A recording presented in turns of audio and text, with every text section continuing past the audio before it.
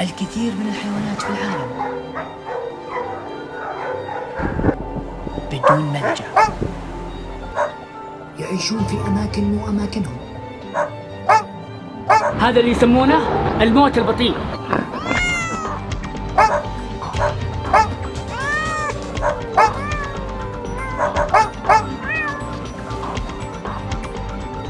وانا اتامل الكلاب القطط اللي تعيش هنا في الشارع، اكتشفت انه مو كلهم يقدرون يعيشون هنا، لان بعضهم ممكن يموت.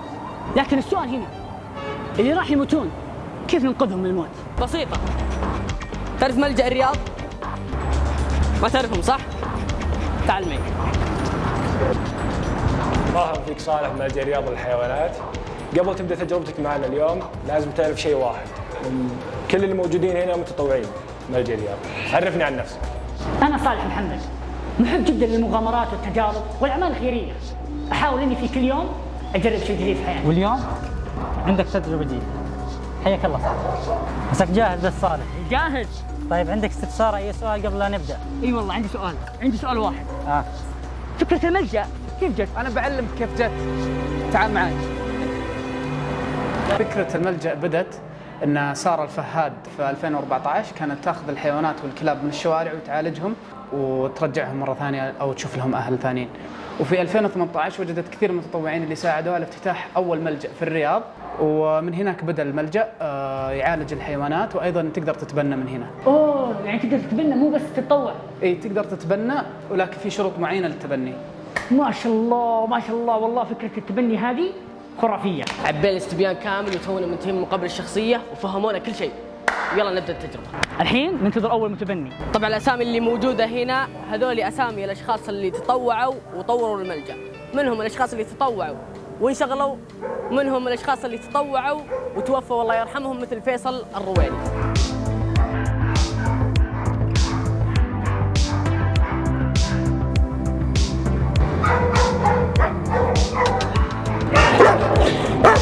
مرة شرس. نو. طبعا إذا كان عندك أول لقاء مع كلب، في طرق لازم تسويها. أول شيء لا تحس الكلب إنك أنت خطر، اقرب منه شوي، حسه بالأمان. لا تترك ممتلكاته مثلا تطب ببيته على طول ولا مكان هو فيه، لأن الكلب لو حس بالخطر ممكن يهجم عليك حتى لو ما كان شرس.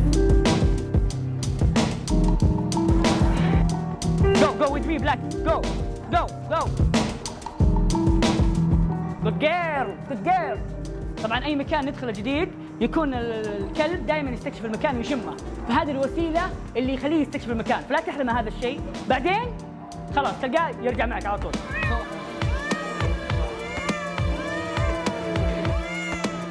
أكبر بسة أو قطوة موجودة هنا، البسة هذه عمرها 13 سنة، بيني وبينها بس تقريبا 5 سنوات بس. ست. Good girl. طبعا سبحان الله الحيوانات قاعدين يتواصلون مع بعض عن طريق الريحة والنباح، حركة الذئب، مثل ما احنا نتواصل مع بعض بالكلام، فهم يفهمون على بعض واحنا زي بعض نفهم على بعض، فكذا احس انهم يعني يستحقون الاحترام.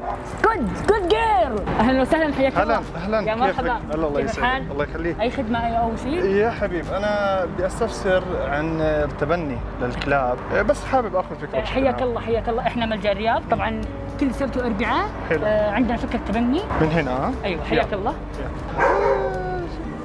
لا هذا مالتيز مع تشواوا. هذا انا عندي شقة صغيرة. ما شاء الله طلع افهم منك. ما شاء الله حلوين تشيلسي. يعني شايف انا اللي ادور عليه هو هذا الحجم. هذا مالتيز. ايوه هذا مالتيز ذكر عمره 2 سنين. ما شاء الله. مالتيز حلو لطيف، شايفه رايق، يعني ما يكون له سؤله كثير. طيب انا عندي لك سؤال، وش الدافع اللي خلاك تتبنى كلب؟ شوف صراحة أنا ما لحالي في الشقة، وحابب هيك يكون في حياة حلو، تحس إنه في جو للكلب، في له عاطفة حلوة. أيوه متفاهم مع الإنسان. متفاهم على الإنسان. رفيق صديق الإنسان. يعني حتى لو إنه بيوم من الأيام الواحد مثلا صار مثلا عنده عيلة أو شيء، الكلب كثير صديق للعيلة. طبعا الآن احنا رايحين نكشف على البسة إذا فيها فطريات أو إذا فيها أي مرض ثاني. لازم نطفي الإضاءة ونشغل نور خاص عشان نشيك على الفطريات. الحين كل شيء 100 100. الحمد لله مبروك. نو بروبلم، ما في مرض، ما في فطريات، ما في. الحمد لله. يلا مبروك علي. مبروك. هاي وات ذس؟ باسبورت. ركز معي الحين، عدد البشر في العالم 7 مليار، لكن قد عمرك فكرت كم عدد الحيوانات؟ عدد الحيوانات العلماء كل يوم يكتشفون نوع جديد من انواع الحيوانات، هذا نوع بس مو العدد. فتقريبا لحد الحين اكتشفوا 8,000,000.7 نوع من انواع الحيوانات، لكن العدد العلماء عجزوا يلقون عدد معين، فخمنوا وقدروا ان 20 كنتليون حيوان في العالم هنا. رقم اجي اول مره يمر عليك، لكن لازم تعرف شيء واحد، ان عدد البشر 7 و9 صفار جنبها، وعدد الحيوانات 2 و19 صفر جنبها. تعرف الكلام هذا ايش يعني؟ يعني كوكبنا هذا مو كوكب، كوكب الحيوانات. مرحبا بكم في عالم الحيوانات.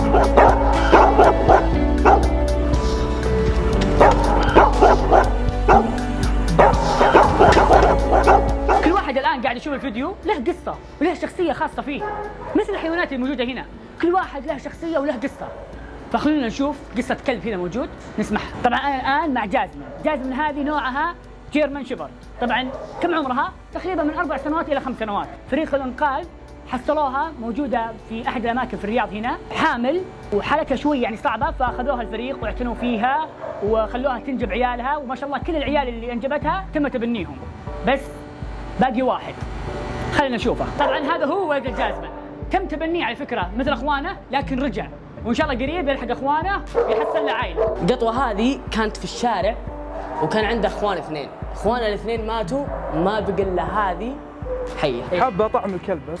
تفضل معي قدام. اول مره تجي ولا عندك؟ لا كذا قبل جيت؟ اي ممكن تعطيني رقمك؟ 0 0 6 6 6 6 0 6 6. اي اوكي. نايف؟ اي نعم. ما شاء الله. وش اسم الكلب حقك؟ ماتريكس. ماتريك. كم عمره؟ 2.5 سنين تقريبا. هذه شريحه تعريفيه، راح نفحص الكلب ويطلع رقم تعريفي للكلب عشان تثبت ملكيتك. لو جيت تسافر ولا شيء من خلال هالرقم تعرف انه لك. يلا ماتريكس. كمان. اوكي. بسم الله. ستوب. من المشاكل اللي يواجهونها هنا ان الكلاب البلديه مو مرغوبه. كثير من القطط والكلاب البلديه شخصيتها تكون افضل من كلاب كثيره وقطط كثيره، وقططنا وكلابنا البلديه هذه بيئتها. فالناس يجون يتبنون ما يهتمون في الشخصيه كثر الشكل، فيهمهم الشكل مره. وان احد مميزاته انه وفاء جدا عالي. طبعا اعمار الكلاب من نوع لنوع يفرق، لكن تقريبا اعمارهم الافتراضيه توصل من 15 الى 20 سنه. سبحان الله هنا المتطوعين تلقاهم كبار صغار شباب بنات يعني. في حيوانات منقذة محتاجة رعاية، مفيش أحسن من كده إنك تقدم جهدك. اسره بالظبط. كبار صغار موجودين. يلا فقط التطبيق والترويش يا قطوات يا حلوات. تبغين نجيب لها تطبيق. يلا تعال. What is needed for the cat? First, we will cut his nails. Cut it in the end. Okay. هوبا. بسم الله عليك. And then we will take him for a shower. Let's go. تنظفين تضبطين. ننظفك. طبعا لازم ننظفها جوا القفص عشان ما تطلع او شيء. يلا الحين نغسلها اخر مرحله قبل التنشيف. هوبا. بسم الله. Where do I put him? Put him in the cage. Okay. We'll have dry him. هوبا. اخر مرحله تنظيف وخلصنا القطوه جاهزه الحين ونضيفها. المرحله اللي بعدها. يلا جاء وقت الاكل. جوعان. جاء دورك يا صديقي كنعان. تعال ها. صراحة بلاكي أكثر كلب في الملجأ، أنا وياه صار بينا تناظر، فحبيته أتمنى والله لو يعيش معاي. وراح يعيش معك. تعال معي. أول شيء يعطيك العافية أنك اخترت تتبنى. شكرا. تبنيك معناته أنك جالس تساعد، جالس تساهم يكون مجتمع واعي. حنا لازم نسألك مجموعة أسئلة حلو بناء عليها نعرف توافق مع حيوان، هل أنتم متناسبين مع بعض أو لا. إذا مثلا أنت شخص خامل ما أعطيك كلب نشيط، يصير في تعارض بينكم. أعطيك شيء يناسب روتينك اليوم. لا الحمد لله عندي طاقة طول اليوم. كويس. طيب سؤالي الأول لك، هل أنت شخص يجلس في البيت كثير؟ صراحة أكثر وقتي برا البيت. للأسف هذه الخطوة مهمة. اذا انت ما تقدر توفر الوقت المناسب له، انت تخلي المجال العائله، ممكن تجي توفر له وقت يعني اكثر وتعطيه اهتمام اكثر. اوه هالمره ما ضبطت معنا، ان شاء الله بعدين نتعلم ونتطور ونفضي وقت الكلب عشان نتبنى كلب. إلى اللقاء. سأشتاق إليك. أتمنى أن تخبر من تعرفهم عني، فأنا أرغب بأن تكون لي عائلة. الحياه تجارب. وبلايد حياه. بلايد حياه. يلا الحين مشهد توزيع الاكل. مشهد. يلا الحين مشهد مو مشهد. ماتريكس I love you so much you know. I love you so much. I love you ماتريكس. Good boy ماتريكس. حبيته ما ينابح. هذا هادي. شكرا للتجربة حلوة. يعطيك العافية.